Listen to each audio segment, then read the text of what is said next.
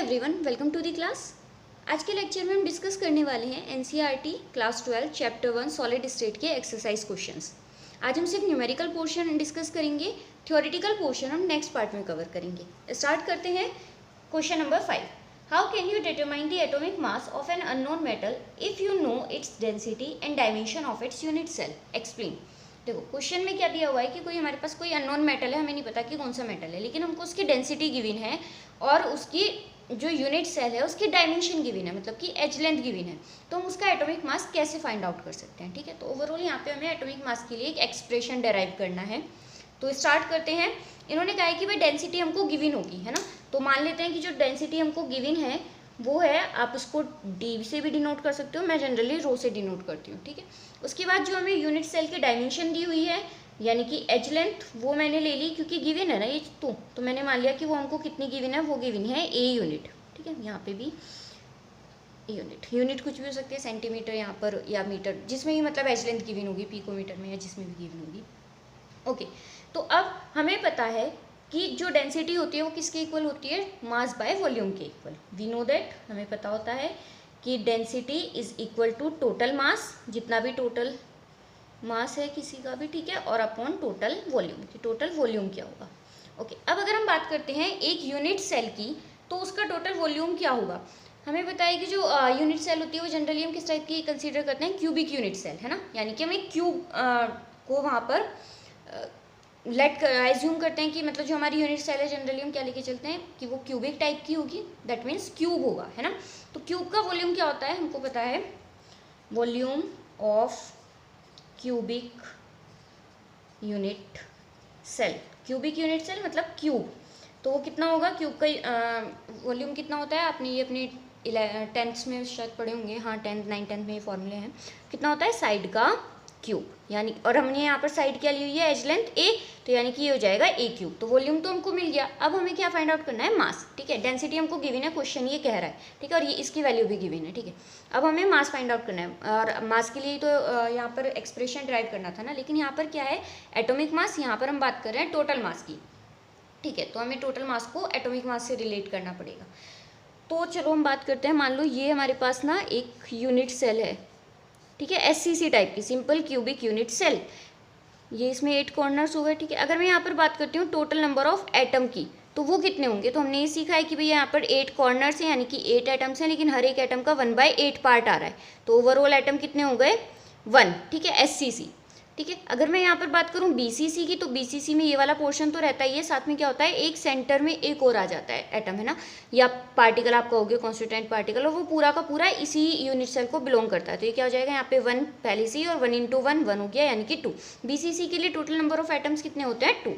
वहीं अगर हम बात करते हैं एफसीसी के लिए, इसे आप ध्यान से नोट डाउन कर लो, क्योंकि आपको आगे भी क्वेश्चन में यूज़ होने वाला है ये पूरा फॉर्मूला। ठीक है, तो एफसीसी की अगर मैं बात करूँ तो उसमें क्या होता है कि 8 कॉर्नर्स तो होते ही हैं, तो यहाँ से एक ये वाला तो आ ही जाएगा। ठीक है, उसके बाद क्या होता है कि यहाँ पर जो 6 फेसेस हैं उन पर एक एक एटम हो रहा है। देखो 6 फेसेस कैसे? ये है बेसिकली एक यूनिट सेल। अब आप एग्जाम में ऑफकोर्स ये डब्बा लेके नहीं जाने वाले हो, तो आप जिस रूम में बैठे हो ना, उस रूम को ये डब्बा कंसीडर करो।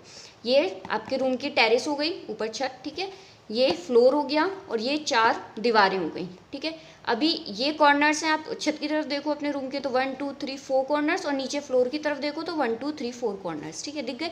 अब इसमें फेसेस अगर मैं देखती हूँ तो कितने फेसेस हैं? तो एक फेस ही हो गया जो आपके रूम की छत है, एक फेस ही हो गया जो नीचे का फ्लोर है, ठीक है, और 4 दीवारें। तो ये हो गए इसके 6 फेसेस, हर एक फेस पर एक एक एटम प्रेजेंट है। ठीक है, तो एफसीसी में क्या होता है कि हर एक फेस पर एक एक एटम प्रेजेंट होता है, या पार्टिकल, कॉन्स्टिट्यूएंट पार्टिकल, 1 2 3 4, और ये आगे वाली दीवार और ये पीछे वाली दीवार। ठीक है, ये हो गया आपका ऊपर का टेरेस और ये नीचे का फ्लोर, इस तरीके से, राइट। तो अभी क्या है कि यहाँ पर 6 होंगे फेस पर, लेकिन हर एक का कॉन्ट्रीब्यूशन कितना होता है? वो होता है हाफ। तो यहाँ से 2 से 6 गया 3 टाइम्स, तो 1 + 3, यानी कि यहाँ पर टोटल नंबर ऑफ एटम्स कितने हो गए? 4।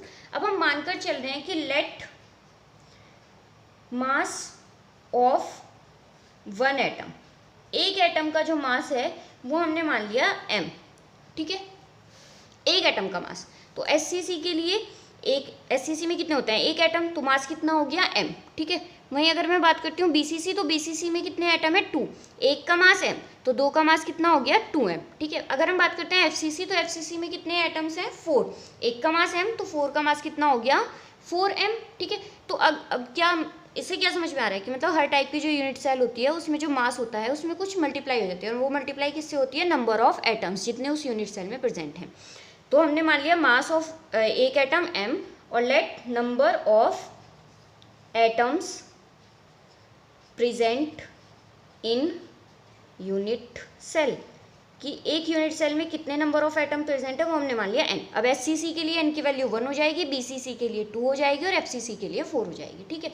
तो अगर हमारे यूनिट सेल में एटम्स प्रेजेंट है n और एक का मास m है, तो टोटल मास कितना हो जाएगा, आप कहोगे कि भाई यहाँ से टोटल मास हो जाएगा m into n, right, m into n, की मतलब n नंबर ऑफ एटम्स हैं उसकी मल्टीप्लाई हमने कर दी मास में। जैसे वहाँ पे हमने क्या किया था कि BCC में 2 आ रहे थे तो हमने 2m लिख दिया था, है ना। तो यहाँ पे क्योंकि n नंबर ऑफ एटम्स है तो n इंटू m, इस तरीके से हम लिख देते हैं कि n इंटू m। जहाँ पर ये मास क्या है, ये मास है एक एटम का, लेकिन हमें रिलेशन किस में चाहिए, एटॉमिक मास में, है ना। तो हमें अभी क्या करना पड़ेगा, इस एक एटम के मास को एटॉमिक मास में कन्वर्ट करना पड़ेगा।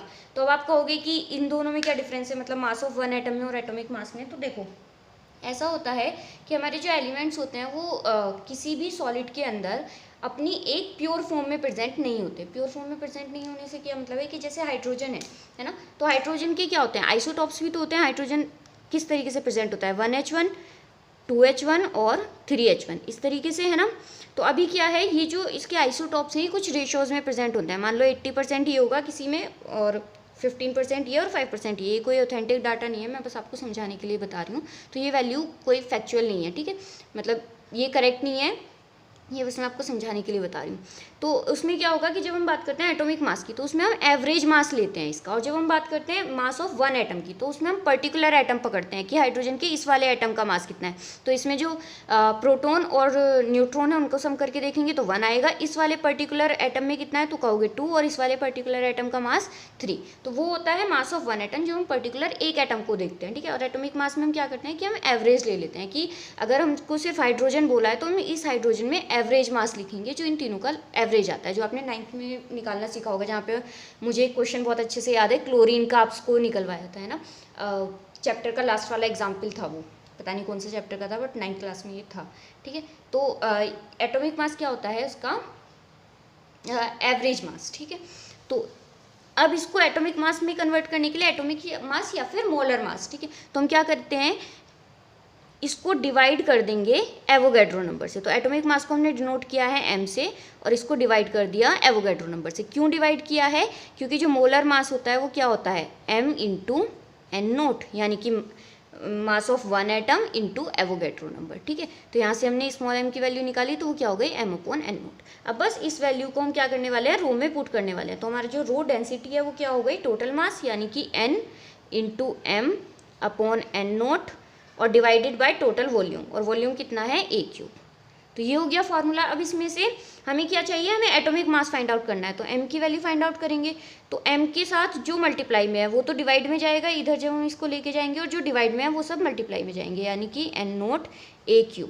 अब जब आप यहाँ पे देखोगे तो देखो डेंसिटी अगर हमें गिवन होगी, n0 की वैल्यू हमको पता होती है एवोगैड्रो नंबर की, a हमें गिवन है, क्वेश्चन कह रहा है कि ये वैल्यू भी हमको गिवन होगी, और n अगर हमें कोई यूनिट सेल पता है कि कौन से टाइप की है तो हमें n की वैल्यू भी पता चल जाएगी कि FCC है तो 4 होगी या BCC है तो 2 होगी, ठीक है। तो इस तरीके से हम m यानी कि एटॉमिक मास की वैल्यू फाइंड आउट कर सकते हैं, ठीक है। ये वाला जो एक्सप्रेशन है ये आपको पता होना चाहिए, ये आपको बाकी आगे भी जो न्यूमेरिकल्स होंगे वहाँ पर काम आएगा। आई होप आपको समझ में आ गया होगा कि किस तरीके से फाइंड आउट करना है। नेक्स्ट क्वेश्चन की तरफ चलते हैं, इसे यहाँ से हटा देते हैं, ठीक है, ओके।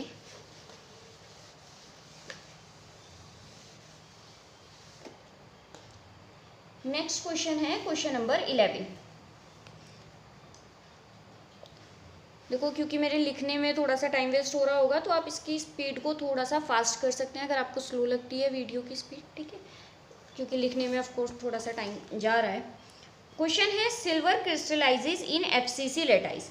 सिल्वर है और वो क्रिस्टलाइज हुआ है FCC लेटाइस में। कौन से लेटाइस में, FCC में। आप हाँ ठीक है। If edge length of cell is 4.07 into 10⁻⁻8 centimetre. Edge length यानी कि हमको A की वैल्यू दी हुई है, कितनी दी हुई है, 4.07 into 10⁻⁻8 centimetre and density is 10.5 ग्राम पर सेंटीमीटर क्यूब। डेंसिटी यानी कि रो की वैल्यू दी हुई है 10.5 ग्राम पर सेंटीमीटर क्यूब। ठीक है, calculate atomic mass of silver. हमको एटॉमिक मास यानी कि m की वैल्यू कैलकुलेट करनी है।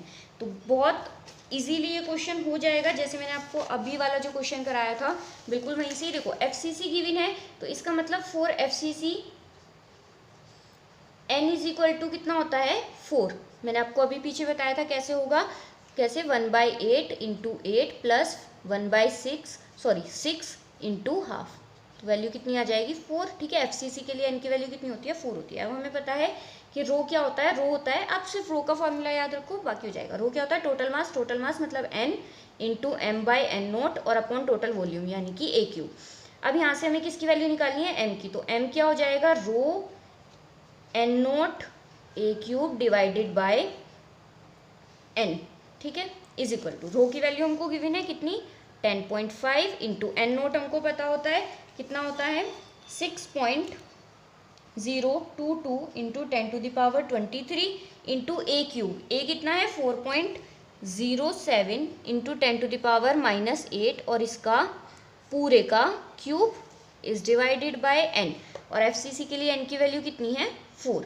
ठीक है, तो यहाँ से जब आप इसको सॉल्व करोगे तो ये हो जाएगा 10.5 इंटू 6.022 इंटू 4.07 का क्यूब इंटू देखो यहाँ पे 10⁻23 और यहाँ पर कितना हो जाएगा 10⁻, यहाँ पर -8 इंटू 3, 8 3 जा 24, तो -24 इज डिवाइडेड बाय 4। ठीक है, 10⁻23 और यहाँ पर है 10⁻−24 मल्टीप्लाई में है, तो जो पावर्स हैं वो ऐड हो जाएंगी। जब ऐड होंगी तो ये क्या हो जाएगा 23 प्लस -24, तो ओवरऑल माइनस होंगी, कितना बचेगा 1 बचेगा। और कौन सा वाला बड़ा है 24 बड़ा है जिसका साइन माइनस है, तो -1 बचेगा, यानी कि ये बचेगा ओवरऑल आपका 10⁻−1। 10⁻−1 का मतलब क्या है कि 10 जो है वो डिवाइड में आ गया है 10⁻1। ठीक है, इसके बाद आप इसको जस्ट कैलकुलेशन है सिंपल, आप इसको सॉल्व करेंगे तो आपको आंसर मिल जाएगा 107.13 ग्राम पर मोल। ठीक है, आई होप समझ में आ गया होगा क्वेश्चन। नेक्स्ट क्वेश्चन की तरफ चलते हैं, क्वेश्चन नंबर 12। ठीक है, मैं इसको यहाँ से हटा देती हूँ। सिंपल क्वेश्चन था बिल्कुल, अगर आपने क्वेश्चन नंबर 5 अच्छे से समझा होगा तो फिर इसमें कुछ नहीं है, बस वैल्यू ही पुट करनी है सिंपली। ठीक है, क्वेश्चन है a cubic solid is made of 2 elements. एक क्यूबिक सॉलिड है जो कि 2 एलिमेंट्स से मिलकर बना हुआ है। ठीक है, जैसे अगर मैं बात करूँ NaCl की, तो ये 2 से मिलकर बना हुआ है ना, एक Na और एक Cl। तो इस टाइप से कोई हमारे पास क्यूबिक सॉलिड है जो 2 एलिमेंट्स से मिलकर बना हुआ है। यहाँ पर एलिमेंट्स क्या हैं P और Q। ठीक है, atoms of Q are at corners of cube. तो जो Q के एटम्स हैं वो कहाँ पर हैं, कॉर्नर्स पर हैं क्यूब के। And P at the body centre, जबकि P कहाँ पर है, P है बॉडी सेंटर पर। Okay, what is the formula of compound. तो ये जो कंपाउंड है इसका फॉर्मूला क्या होगा, what is the coordination number of P and Q। ठीक है, वेरी गुड। देखो जो Q के एटम्स हैं वो कहाँ पर है, कॉर्नर्स पर है। और कितने कॉर्नर्स होते हैं, टोटल 8 कॉर्नर्स होते हैं। लेकिन अगर मुझे टोटल नंबर ऑफ एटम्स निकालने हो ऐसी यूनिट सेल में, तो इसका कंट्रीब्यूशन कितना होता है कॉर्नर्स का 1/8 है ना। जबकि अगर मैं बात करती हूँ P, तो ये कहाँ पर प्रेजेंट है, बॉडी सेंटर पर, यानी कि बॉडी सेंटर में एक ही एटम प्रेजेंट होगा और इसका जो कंट्रीब्यूशन होता है वो कम्प्लीटली कितना कितना होता है 1 होता है। ठीक है, तो अगर मैं P रेशो Q की बात करूँ तो P रेशो Q कितना होगा, यहाँ से 1:1 यानी कि 1 रेशो 8 से 8 कैंसिल, तो यहाँ पे भी कितना आ गया 1, यानी कि P रेशो Q कितना है 1:1। तो फॉर्मूला क्या आ गया PQ।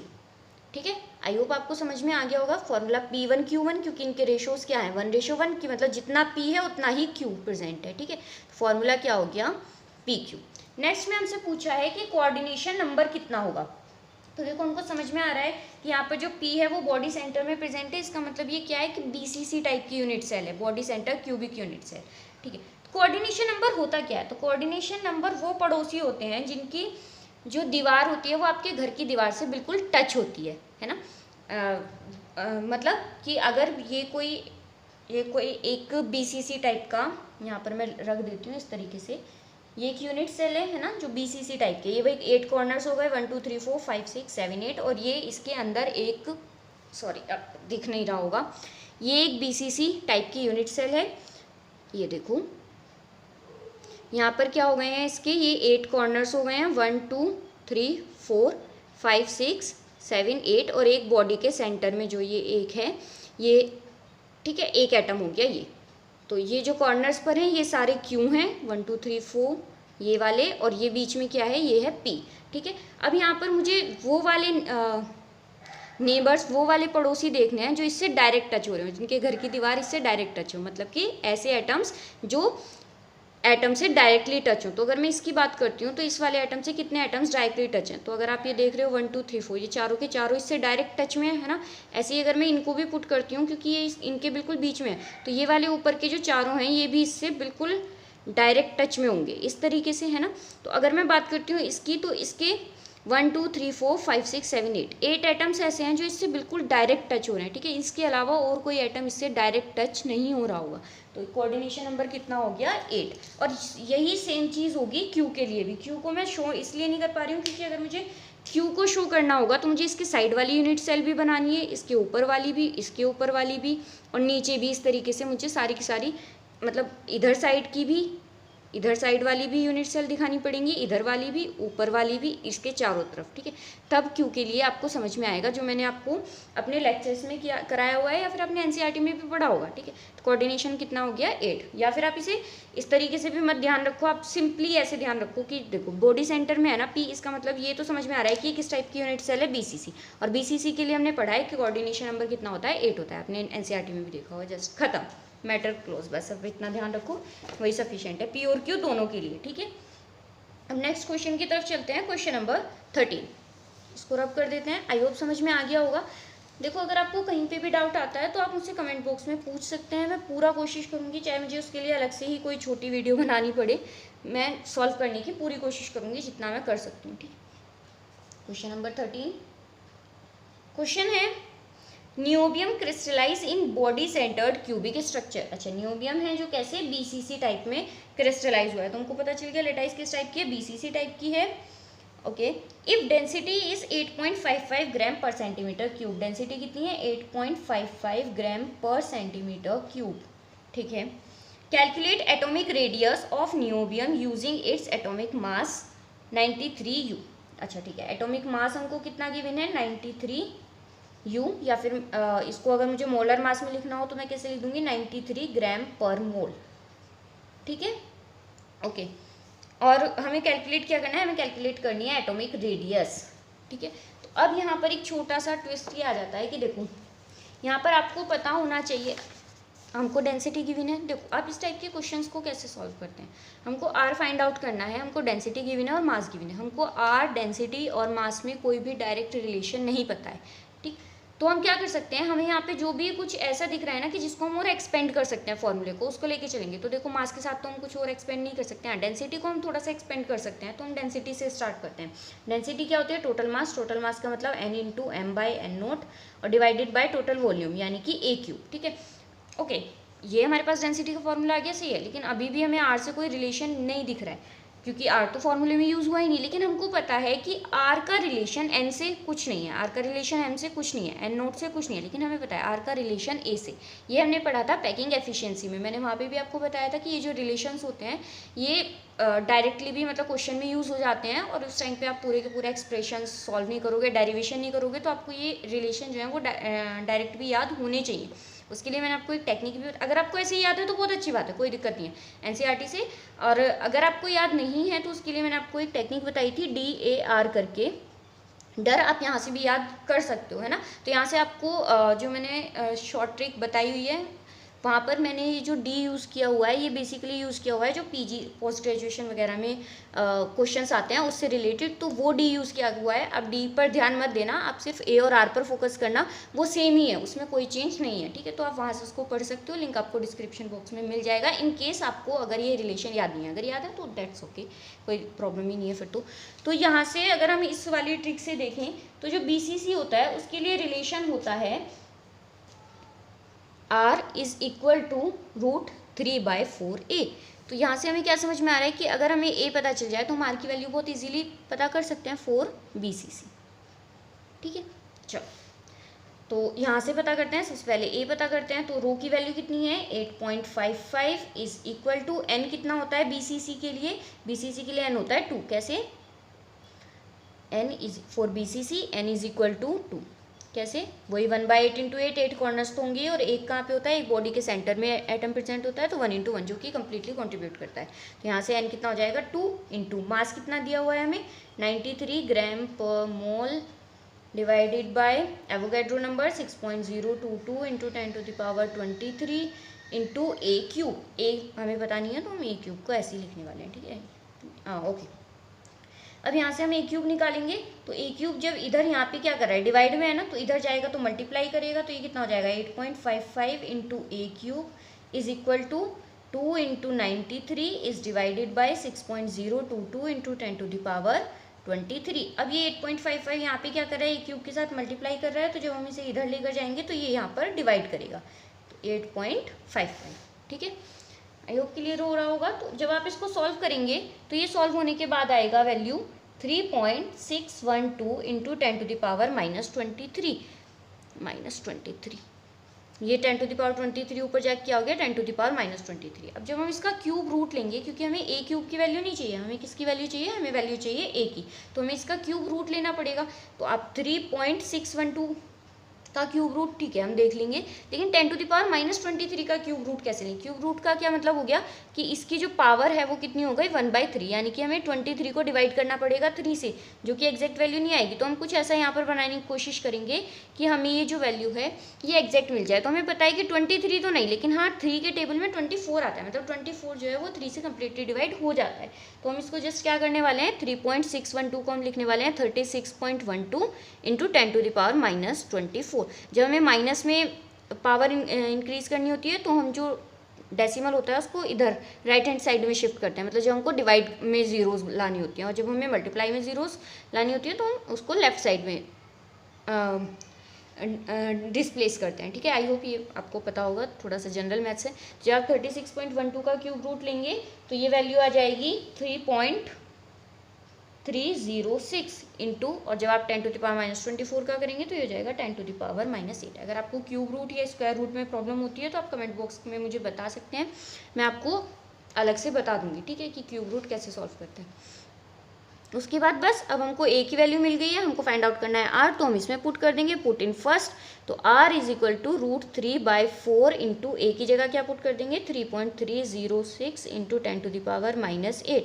जब आप इसको सॉल्व करेंगे, कैलकुलेशंस कंप्लीट करेंगे, तो आपको आर की वैल्यू मिल जाएगी। आई होप समझ में आ गया होगा, ठीक है। नेक्स्ट क्वेश्चन की तरफ चलते हैं, ये कैलकुलेशन आपके लिए, आप घर पे कीजिएगा। ओके, नेक्स्ट क्वेश्चन है question number 14।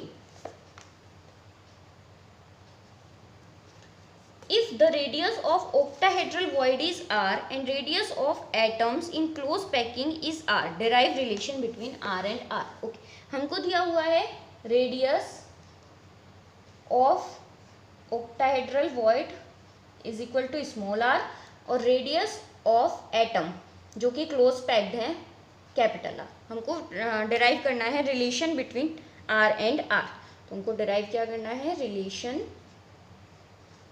Between R and R. Relation that means simply कोई इक्वेशन बन के आ जाएगी वो, ठीक है। स्टार्ट करते हैं। सबसे पहले हम देख लेते हैं कि ऑक्टाहेड्रल वॉइड फॉर्म कैसे होते हैं।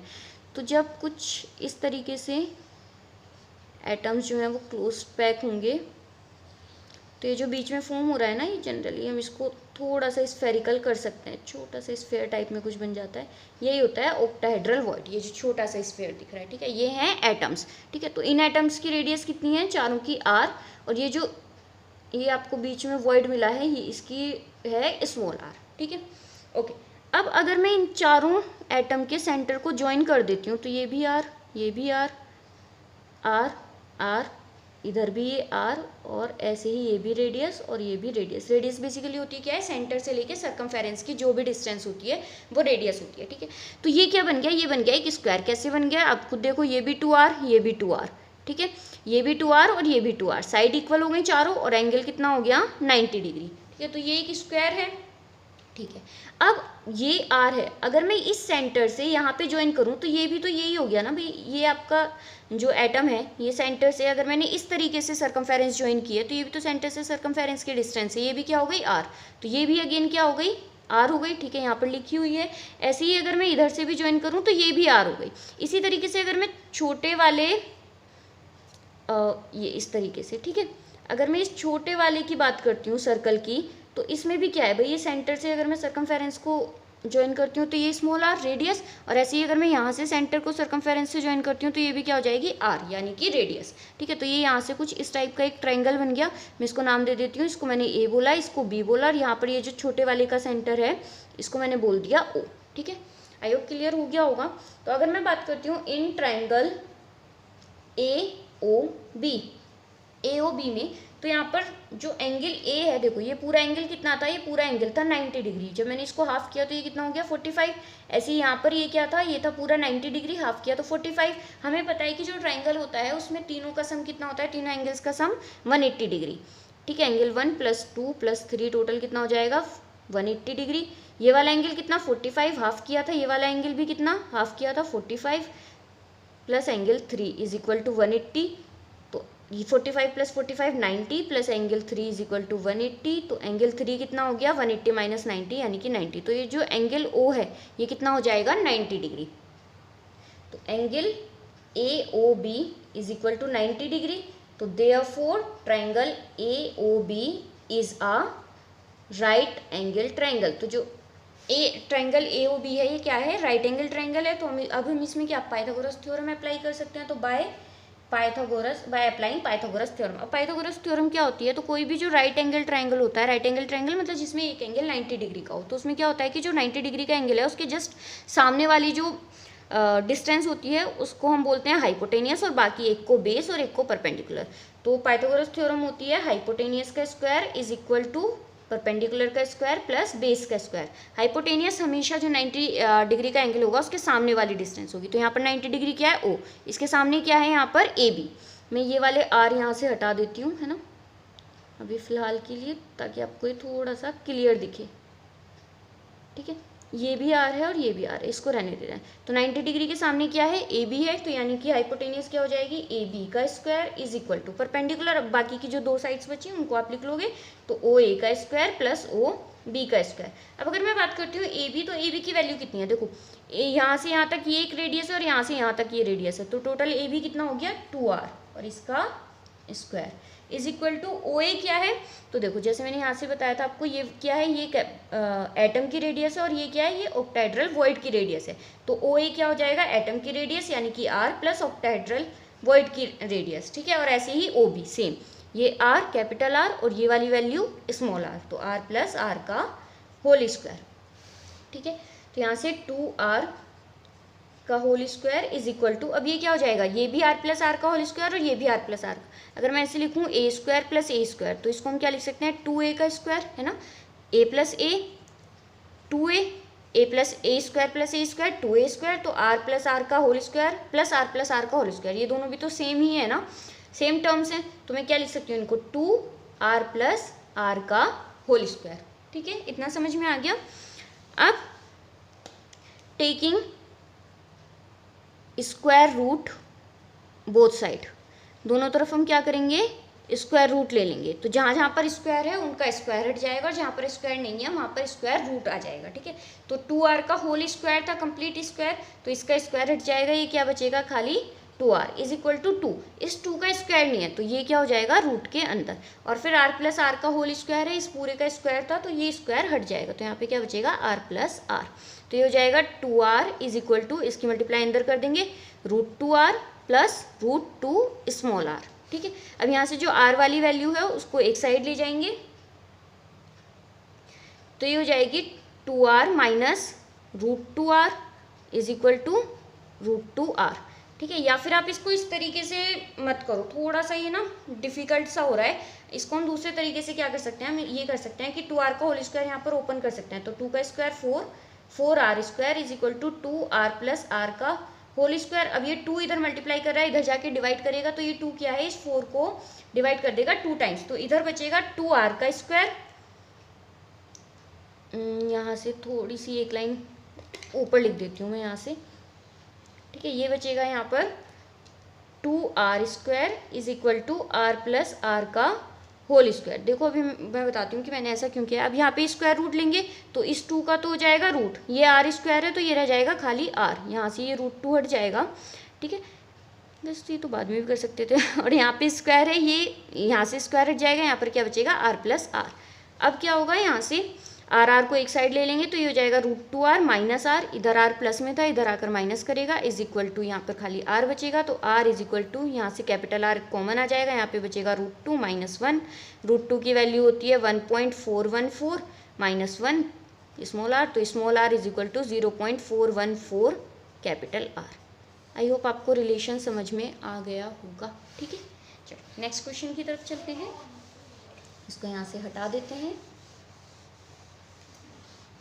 ये हम वैसे नीचे जाके जैसे पहले किया था उसमें भी कर सकते थे डिवाइड, कोई नहीं, ठीक है। नेक्स्ट क्वेश्चन है question number 15। Copper crystallise into FCC lattice, कौन से लेटाइस में, FCC लेटाइस में, विद एज लेंथ यानी कि ए की वैल्यू हमको गिवन है कितनी 3.61 इंटू 10⁻⁻8 सेंटीमीटर।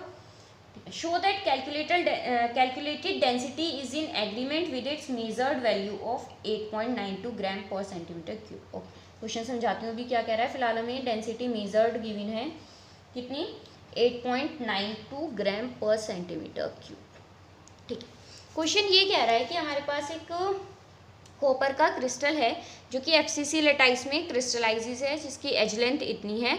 उसकी जब हमने डेंसिटी को मेज़र किया, मतलब मेज़र करने से मतलब है जब हमने उसको लैब में ले जाके मेज़र किया तो उसकी डेंसिटी जो आई वो आई 8.92 ग्राम पर सेंटीमीटर क्यूब। तो अब हम क्या करने वाले हैं, हम यहाँ पर कंपेयर करने वाले हैं। हम क्या करेंगे कि इसकी जो डेंसिटी है उसको कैलकुलेट करेंगे फॉर्मूले की हेल्प से, और फिर हमको ये बताना है कि जो डेंसिटी कैलकुलेट करके आई क्या वो इसके आसपास है या नहीं, कि मतलब इन दोनों में कोई एग्रीमेंट भी हो रहा है या नहीं हो रहा है। एग्रीमेंट से मतलब कि दोनों की वैल्यू जो है वो आसपास आ भी रही है, बहुत ज़्यादा डिफरेंस आ रहा है, एरर बहुत ज़्यादा। देखो एरर तो आएगा थोड़ा बहुत, क्योंकि मेजरमेंट यहाँ पे हम मेजर कर रहे हैं, यहाँ पे कैलकुलेट मेजरमेंट में एरर तो आता ही है, थोड़ा बहुत एरर तो आता ही है, तो एग्जैक्ट सेम तो नहीं आएगी, लेकिन ये ऐसा नहीं होना चाहिए कि बहुत ही ज़्यादा डिफरेंस आ रहा है। पता चला ये 8.92 है, वो पता चला है 7 या 6 या 5 आ रही है, तो मतलब एग्रीमेंट है भी या नहीं है। तो ओवरऑल हमसे ये क्या कह रहे हैं कि आप डेंसिटी कैलकुलेट करो और देखो कि वैल्यू आसपास आ रही है या नहीं आ रही है। करते हैं, ठीक है, कोई दिक्कत नहीं। हमें पता है डेंसिटी क्या होती है, टोटल मास अपॉन वॉल्यूम। मास कितना होता है n इंटू m/n0। फॉर्मूला आपको ऐसे ही याद हो जाएगा, वॉल्यूम AQ। पुट कर देते हैं, हमें पता है FCC के लिए n की वैल्यू कितनी होती है 4 इंटू मास, ठीक है। यहाँ पर हाँ छोटी सी बात ये है कि आपको क्या दिया हुआ है कि आपको बोला हुआ है कि जो कॉपर है वो क्रिस्टलाइज हो रहा है, यानी कि हमको मेटल कौन सा दिया हुआ है, कॉपर। तो आपको यहाँ पर कॉपर का मास पता होना चाहिए, ठीक है। तो जो मोलर मास होता है कॉपर का वो कितना होता है, अगर आपको ये बात याद है तो आप इस क्वेश्चन को बहुत इजीली सॉल्व कर सकते हो। तो मोलर मास होता है 63.5 ग्राम पर मोल, किसके लिए, कॉपर के लिए, ठीक है। तो ये आपको पता होना चाहिए। तो यहाँ पर 63.5 पुट कर दो, n की वैल्यू 6.022 इंटू 10⁻23 और a कितना दिया हुआ है 3.61 इंटू 10⁻⁻8 और इसका क्यूब, ठीक है। तो अब यहाँ से सॉल्व कर लेते हैं, मैं बाकी की कैलकुलेशन आपके लिए छोड़ दे रही हूँ, ठीक है। 6.022 मैं ये मानकर चल रही हूँ कि आप मल्टीप्लाई कर ही लोगे। मैं बस आपको यहाँ पर थोड़ा सा 10 की पावर को सॉल्व करके लिख के दिखा देती हूँ। 10⁻23 है, यहाँ पर 8 3 ज़ा 24, बिल्कुल जैसे पहले था। माइनस का 1 बचेगा, वो माइनस का 1 ऊपर जाके कितना हो जाएगा प्लस का 1, तो ये ओवरऑल ये वाली पूरी वैल्यू यहाँ से हटके क्या आ जाएगा, ऊपर 10 आ जाएगा, ठीक है। अब आप इसको सॉल्व कर लेंगे, मैंने इनके आंसर नोट डाउन करके रखे हुए हैं। मैं बस आपको एक सेकेंड आंसर चेक करके बता देती हूँ, कैलकुलेशन आप खुद से करेंगे, ठीक है। टाइम बचाने के लिए मैं यहाँ पर पूरी कैलकुलेशन नहीं कर रही हूँ। ग्राम पर सेंटीमीटर क्यूब, ये वैल्यू आ जाएगी जो हम डेंसिटी, ये क्या है, ये वैल्यू है जो हमने डेंसिटी कैलकुलेट की है, उसकी डेंसिटी कैलकुलेटेड, ठीक है। तो अब आप चेक करो कि क्या ये आसपास है, आप कहोगे हाँ ये कितना आ रहा है 8.97, जबकि ये कितना है 8.92, तो कोई बहुत ज़्यादा डिफरेंस नहीं है। आप देखोगे ये भी 8.9 के आसपास है और ये भी 8.9 के आसपास है, तो यस हाँ ये एग्रीमेंट में है, ठीक है। आई होप आपको समझ में आ गया होगा। नेक्स्ट क्वेश्चन की तरफ चलते हैं, क्वेश्चन नंबर 16। ओके, इसको हटा देते हैं यहाँ से, बोर्ड भी।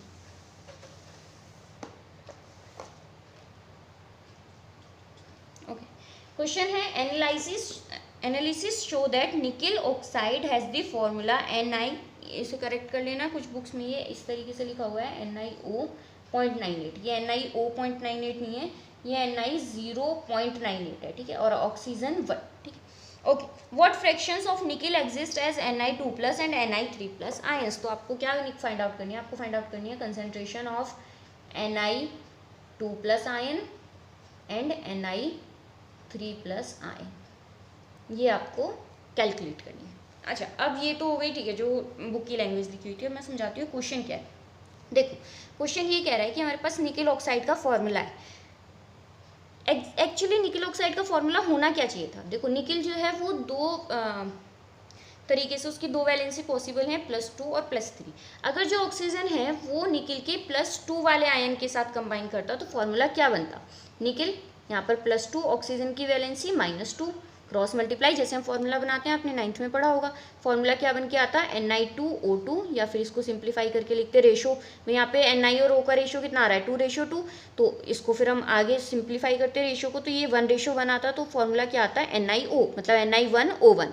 वहीं अगर ये ऑक्सीजन, ये जो ऑक्साइड बन रहा है वो निकल की वैलेंसी +3 के साथ बनता है, मतलब +3 आयन के साथ, तो फॉर्मूला क्या बनता है, Ni की वैलेंसी +3, ऑक्सीजन की वैलेंसी -2, क्रॉस कर दो तो ये क्या बन जाएगा, Ni2O3, मतलब निकल और ऑक्सीजन का जो रेशो आता है वो कितना आता है, 2:3, ठीक है। तो या तो ये वाला फॉर्मूला होता या फिर ये वाला फॉर्मूला होता, लेकिन जब हमने इसको एनालिसिस किया तो हमें पता चला कि जो फॉर्मूला है वो कुछ ये है, ठीक है। तो आपको बताना, अब इसका मतलब इसमें कंप्लीट जितने भी Ni हैं वो सारे के सारे 2+ वाले नहीं है। अगर ऐसा होता तो 1:1 का रेशो आता, सारे के सारे 3+ वाले भी नहीं है, अगर ऐसा होता तो 2:3 आता। तो इसका मतलब यहाँ पे क्या है कि इन दोनों का मिक्सचर है, कि कहीं पर तो कुछ पार्ट तो Ni2+ वाले आयन का प्रेजेंट है और कुछ पार्ट Ni3+ आयन का प्रेजेंट है। तो हमको यही बताना है कि कितना कितना कंसेंट्रेशन, कितना पार्ट Ni2+ का और कितना पार्ट Ni3+ का है। आई होप क्वेश्चन क्या है वो क्लियर हो गया होगा, ठीक है। तो स्टार्ट करते हैं हम, यही जो यहाँ पर जैसे हमने देखा है कि रेशो, वही रेशो फाइंड आउट करने वाले हैं। तो यहाँ पर अगर हम बात करते हैं रेशो ऑफ निकल ion and O2 negative ion, तो वो कितना है, जो हमको गिवन है, गिवन रेशो वो है Ni और ऑक्सीजन 0.98 और 1 का रेशो, ठीक है। हम इसको थोड़ा सा सिंप्लीफाइड फॉर्म में लिख देते हैं रेशो को। तो हम क्या करेंगे, 100 से मल्टीप्लाई कर देंगे दोनों तरफ, तो रेशो क्या आ जाएगा, 98:100, ठीक है।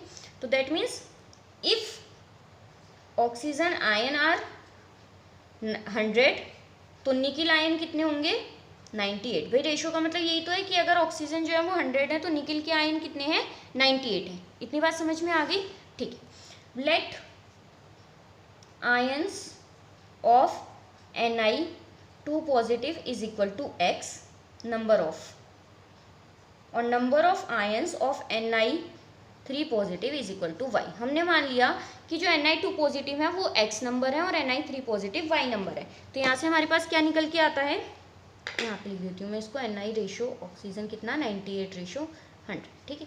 तो यहाँ से हमको क्या पता चलता है कि जो टोटल Ni के आयंस हैं वो कितने हैं, X+Y, भाई Ni2+ वाले X होंगे और Ni3+ वाले Y होंगे, तो टोटल X+Y।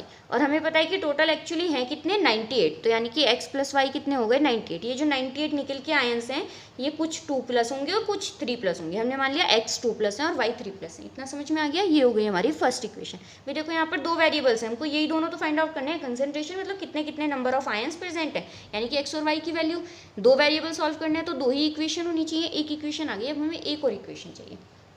तो हमें पता होता है कि देखो ये बेसिकली है क्या, ये डिफेक्ट ही तो है यहाँ पर, है ना, डिफेक्ट प्रेजेंट है। तो इसमें होता क्या है कि जब कोई डिफेक्ट प्रेजेंट होता है तो वहाँ पर क्या होता है, इलेक्ट्रिकल न्यूट्रलिटी बैलेंस आउट रहती है एक्सेप्ट इम्प्योरिटी डिफेक्ट, ठीक है। तो यहाँ पर क्या है कि जो इलेक्ट्रिकल न्यूट्रलिटी है वो बैलेंस होनी चाहिए। इस वाले डिफेक्ट में क्या होता है, इलेक्ट्रिकल न्यूट्रलिटी बैलेंस रहती है, ठीक है। तो फॉर इलेक्ट्रिकल न्यूट्रलिटी से मतलब क्या है कि यहाँ पर टोटल नेट चार्ज होना चाहिए वो 0 होना चाहिए। नेट चार्ज 0 होने का मतलब कि जितना पॉजिटिव चार्ज है उतना ही क्या होना चाहिए, नेगेटिव चार्ज होना चाहिए।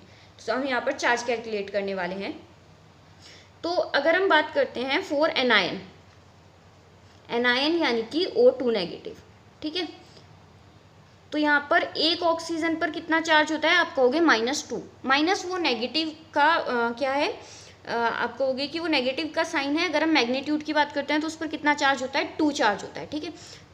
एक ऑक्सीजन पर 2 चार्ज, ऑक्सीजन है कितनी 100, तो 100 ऑक्सीजन पर कितना चार्ज होगा, आप कहोगे 200, ठीक है।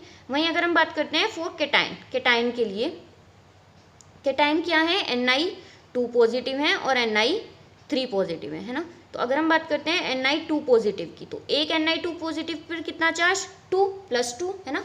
लेकिन Ni2 पॉजिटिव मानी कितने हमने, x, तो x Ni2 पॉजिटिव पर कितना चार्ज होगा, कहोगे 2x, ठीक है।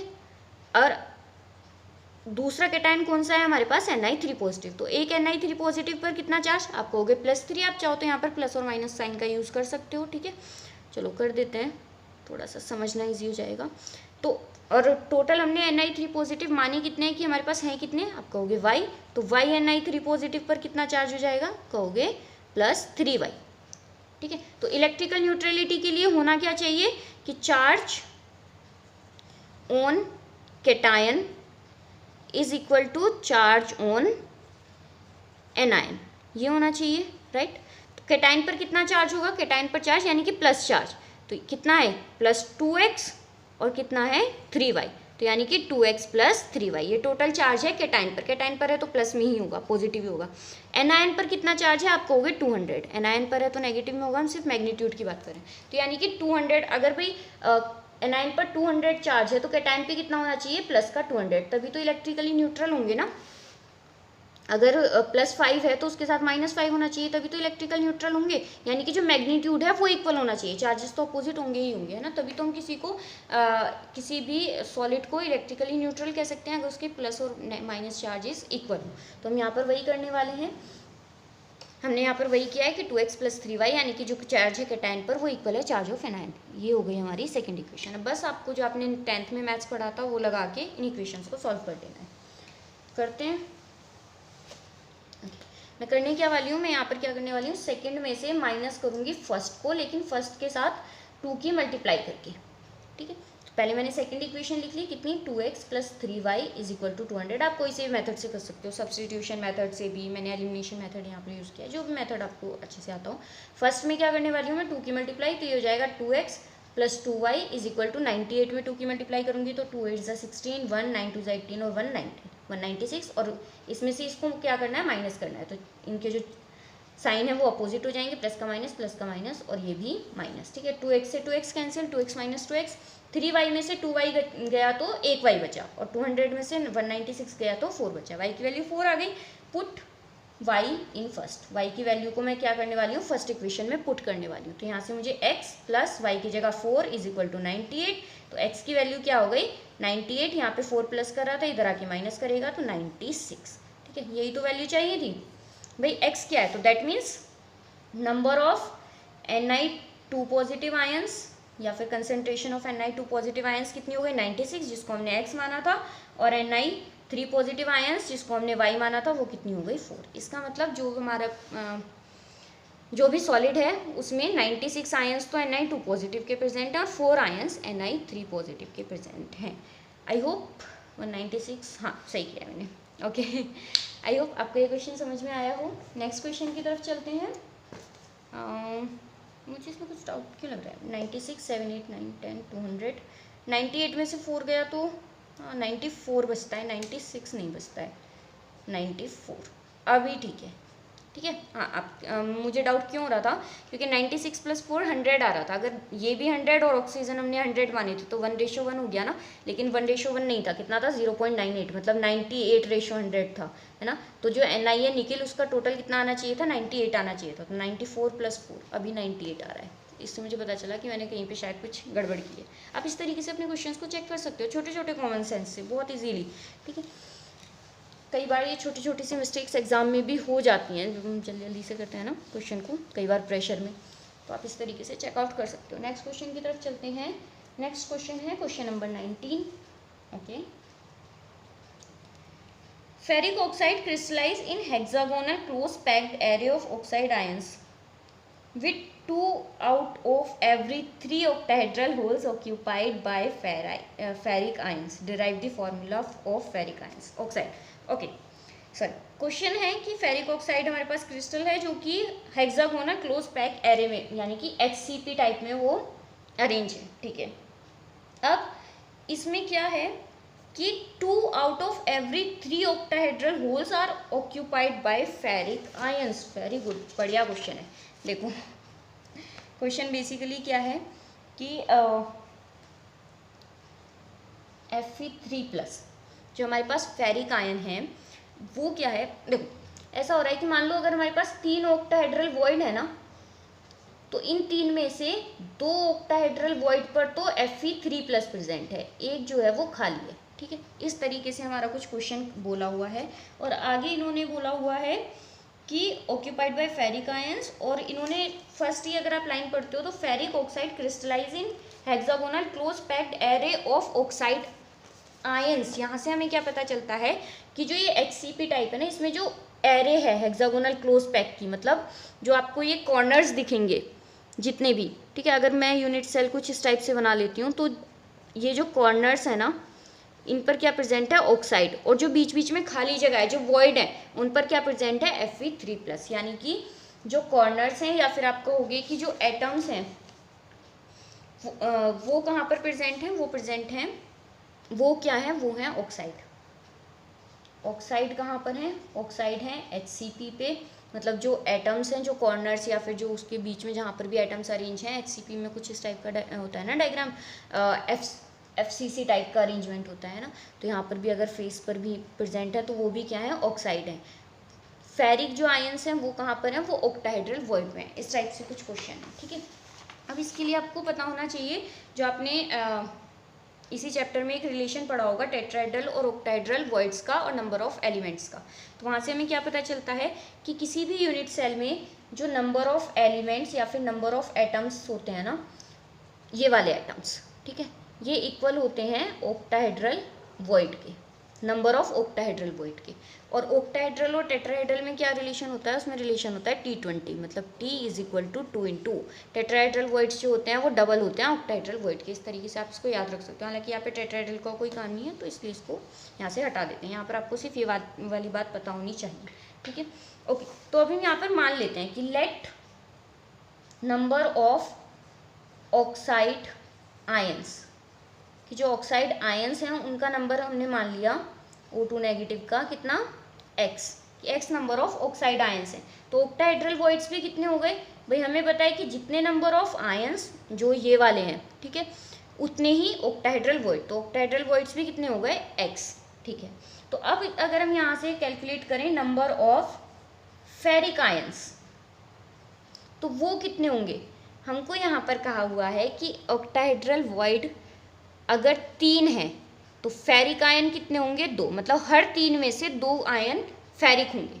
आपको समझ में आया कि हर 3 ऑक्टाहेड्रल वॉइड्स में से जो 2 होंगे वहाँ पर फेरिक आयन प्रेजेंट होंगे, हर 3 में 2, तो 2 प्रेजेंट है हर 3 में। तो रेशो क्या आ गया, अगर हम फेरिक का रेशो देखें तो रेशो क्या हो गया, 2:3, 2/3, 2/3। हर 3 में से 2 पर क्या प्रेजेंट है, फेरिक आयंस प्रेजेंट हैं, ठीक है। मतलब 3 ऑक्टाहेड्रल वॉइड हैं तो 2 फेरिक आयन, ठीक है। 6 ऑक्टाहेड्रल वॉइड होंगे तो 4 फेरिक आयन। अगर X ऑक्टाहेड्रल वॉइड होंगे तो कितने होंगे, तो आप कहोगे 2/3 × X आयंस, ठीक है। तो नंबर ऑफ फेरिक आयंस कितने हो गए, 2/3 × X। आई होप ये वाली बात आपको समझ में आ गई होगी। अगर आपको ये समझ में आ गया है तो फिर आगे आपको कोई प्रॉब्लम नहीं होने वाली है, ठीक है। तो नंबर ऑफ फेरिक आयंस कितने हो गए हैं, 2/3X, दैट्स इट। अब हमको क्या करना है, फॉर्मूला बनाना है। फॉर्मूला कैसे बनेगा, फेरिक आयंस और जो ऑक्साइड आयन है उनका रेशो, तो Fe3 पॉजिटिव और 2 नेगेटिव। फेरिक आयंस कितने आए हैं, 2/3X रेशो। ऑक्साइड आयंस कितने हैं, X, जो हमने मानकर चले थे। रेशो का मतलब क्या है कि ये कुछ इस तरीके से लिखा हुआ है कि 2/3X/X। तो जैसे मैंने इसको सॉल्व किया, X से X कैंसिल आउट हो गया, तो यहाँ पे क्या बचा, 2/3:1, ठीक है। नीचे 1 बचा ना भाई, X 1 जा 1, X 1 जा X और X 1 जा X, 2/3 इंटू 1 कितना हो गया 2/3 और यहाँ पर बचा 1। इसको थोड़ा सा सिंप्लीफाई करने के लिए हम क्या कर लेते हैं 3 से मल्टीप्लाई कर लेते हैं। तो यहाँ पर 3 से मल्टीप्लाई करेंगे इस तरीके से और इधर भी 3 से मल्टीप्लाई करेंगे। 3 से मल्टीप्लाई करेंगे तो इधर बचेगा 2 रेशो 1 इंटू 3 3। तो क्या हो गया Fe3 प्लस और O2 माइनस का रेशो 2:3। तो यहाँ से फॉर्मूला क्या आ गया Fe2O3।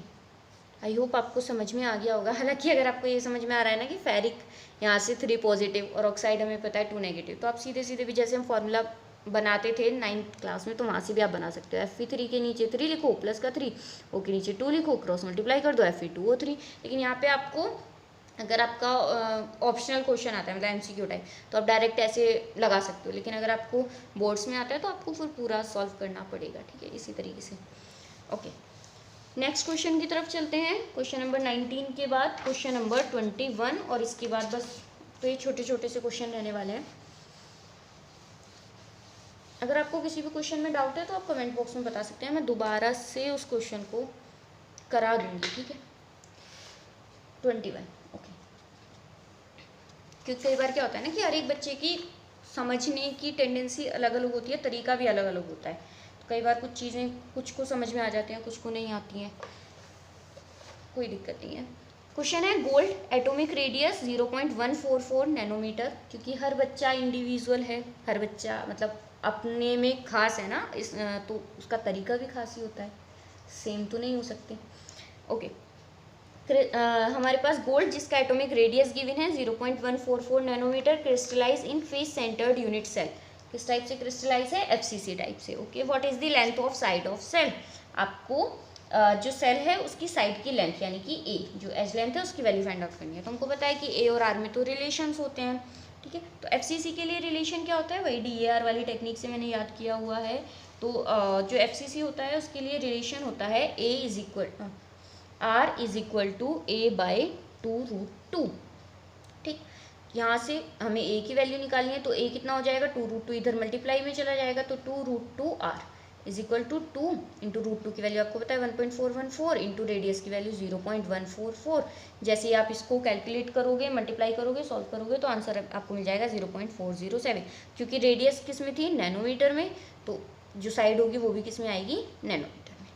Simple complete question. Next question की तरफ चलते हैं, question number 24। Okay,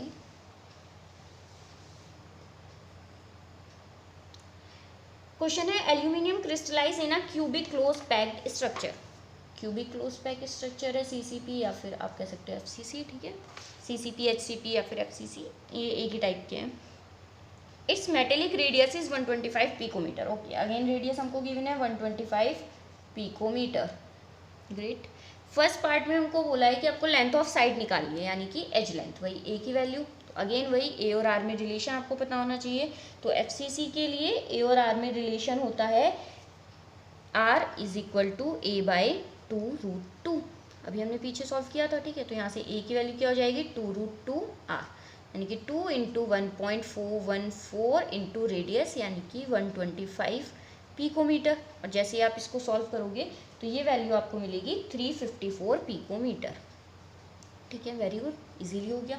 second part है इसका, how many unit cells are there in 1 centimetre cube of aluminium. Okay, इन्होंने पूछा है कि 1 सेंटीमीटर क्यूब अगर एल्यूमिनियम है तो उसमें कितनी यूनिट सेल बनेंगी। मान लो जो एल्यूमिनियम है उसकी एक यूनिट सेल कुछ इस टाइप की है। ठीक है, तो इसने कितना वॉल्यूम ऑक्यूपाई किया, ये वाला वॉल्यूम। अब इन्होंने कहा है कि 1 सेंटीमीटर क्यूब एक स्पेस है, वॉल्यूम है, उसमें इस टाइप की कितनी यूनिट सेल बनेंगी। तो इस टाइप के क्वेश्चन हमने पहले भी किए हुए हैं कि अगर कुछ इस तरीके से कि अगर एक टॉफ़ी जो है वो 5 सेंटीमीटर का यहाँ पर, या फिर एक जो रेक्टेंगल है, ठीक है, उसका पैरामीटर 5 सेंटीमीटर है, तो आप बताओ कि 10 सेंटीमीटर में कितना रेक्टेंगल है। तो आप कहोगे 2 रेक्टेंगल है ना। कैसे निकाले हमने, टोटल को डिवाइड कर दिया, टोटल को डिवाइड कर दिया 1 से, तो हमको नंबर पता चल जाएंगे। देखो होता क्या है, अगर हमें टोटल वैल्यू निकालनी है तो हम टोटल के लिए क्या करते हैं, मान लो कि आपको एक टॉफ़ी, एक चॉकलेट की वैल्यू पता है 5 रुपये है ना, और आपको क्या करना है, आपको 10 चॉकलेट की वैल्यू निकालनी है। तो आप क्या करोगे, एक चॉकलेट की वैल्यू 5 रुपये तो 10 चॉकलेट की कितनी, तो आप क्या करोगे कि जितना एक की वैल्यू है उसमें मल्टीप्लाई कर दोगे जितने नंबर हैं 10, है ना। तो अगर मुझे नंबर निकालने हैं, मतलब ये 10 निकालना है, तो मैं क्या करूँगी कि जितना टोटल रुपीज़ आएंगे 50, उसको डिवाइड कर दूंगी एक की वैल्यू से, तो मुझे नंबर ऑफ चॉकलेट्स पता चल जाएंगे ना। अगर मुझे ये पता है कि भैया एक चॉकलेट 5 रुपये की आती है ना, और टोटल मेरे पास 50 रुपये उनकी चॉकलेट लेके आई हूँ, तो कितने बनेंगे, तो आप कहोगे कि टोटल रुपीज़ कितने थे 50, उसको मैंने डिवाइड कर दिया एक की रुपीज़ से, तो मुझे पता चल गया कि यहाँ पे जो है वो 10 चॉकलेट्स आएंगी, है ना। तो जब भी हमको नंबर निकालना होता है तो हम क्या करते हैं, टोटल को डिवाइड कर देते हैं एक की वैल्यू से, तो हमको यहाँ पे क्या पता चल जाता है, नंबर पता चल जाता है। तो अगर मुझे भी यहाँ पर नंबर ऑफ यूनिट सेल निकालनी है कि इस वाले एरिया, इस वाले वॉल्यूम में, यहाँ पर तो ये एरिया ही है क्योंकि 2D में है, नंबर ऑफ यूनिट सेल, कितनी नंबर ऑफ यूनिट सेल आएंगे, तो मैं क्या करूँगी, जो हमारा टोटल वॉल्यूम हमको दिया हुआ है कि भैया कितने वॉल्यूम में हमको यूनिट सेल चाहिए, उसको डिवाइड कर दूंगी वॉल्यूम ऑफ 1 यूनिट सेल, एक यूनिट सेल के वॉल्यूम से। आई होप क्लियर हो गया होगा, ठीक है। टोटल वॉल्यूम हमको दिया हुआ है 1 सेंटीमीटर क्यूब डिवाइडेड बाय, हमें पता है एक यूनिट सेल का वॉल्यूम कितना होता है, ए क्यूब, ठीक है। अब मैं यहाँ से ए क्यूब को सॉल्व करने वाली हूँ। ए क्यूब ए हमने निकाला हुआ था 354, इसका क्यूब करूँगी, ठीक है। लेकिन आप एक चीज़ नोटिस करोगे कि ये जो आएगा ये आएगा पिकोमीटर क्यूब में, जबकि यहाँ पे हमें किस में चाहिए, हमें चाहिए सेंटीमीटर क्यूब में, तभी तो वैल्यूज़ यहाँ से कैंसिल आउट होंगी, यूनिट सॉरी, है ना, यूनिट सेम होनी चाहिए तभी तो हम रख सकते हैं। तो हमें इसको क्या करना पड़ेगा, पहले पिकोमीटर जो है इसको मुझे कन्वर्ट करना पड़ेगा सेंटीमीटर में। तो उसके लिए आपको पता होना चाहिए कि एक सेंटीमीटर में 10⁻10 पिकोमीटर होते हैं, या फिर मैं कहूँ कि एक पिकोमीटर में 10⁻−10 सेंटीमीटर होते हैं। तो अगर मैं यहाँ से इसको चेंज करूँ तो ये क्या हो जाएगा, 354 इंटू 10⁻−10 पिकोमीटर, ठीक है। इसको थोड़ा सा और सॉल्व करके लिख देती हूँ, मतलब थोड़ा सा और सही से करके, तो ये हो जाएगा आपका 3.54 इंटू 3.54 इंटू 10⁻,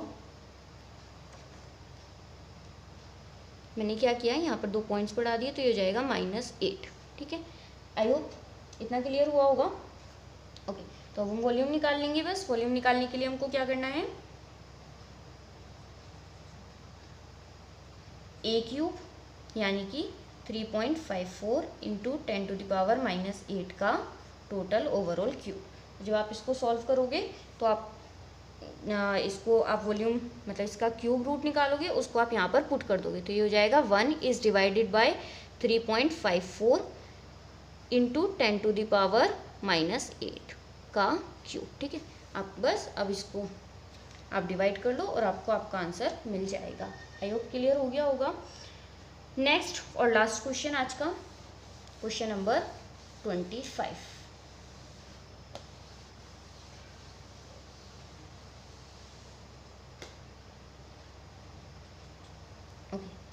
क्वेश्चन है, if NaCl is dropped with 10⁻³ mole% of SrCl2। NaCl को डॉप किया है 10⁻³ मोल% SrCl2 से, ठीक है। What is the concentration of cation vacancies, तो कंसंट्रेशन ऑफ कैटायन वैकेंसीज हमको फाइंड आउट करनी है।